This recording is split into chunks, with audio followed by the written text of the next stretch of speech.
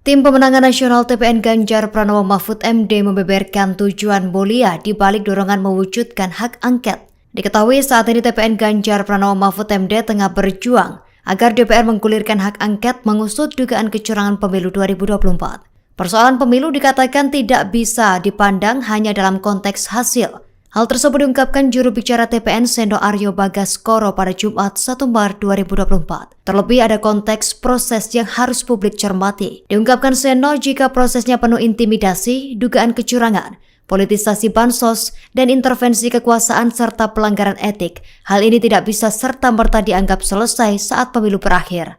Proses pemilu 2024 dinilai perlu dikritisi karena Indonesia masih bakal menghadapi pemilu demi pemilu lagi.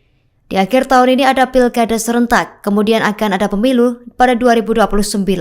Seno berpendapat angket menjadi satu solusi yang bisa dijadikan opsi untuk check and balance. Dalam kesempatan berbeda, Sekretaris Jenderal Partai Demokrasi Indonesia Perjuangan PDIP Hasto Kristianto tegas mengatakan pihaknya optimis akan keberlanjutan hak angket. Perjuangan hak angket bakal terus dilakukan melalui tim khusus yang telah dibentuk oleh kubu pemenangan pasangan Ganjar Mahfud.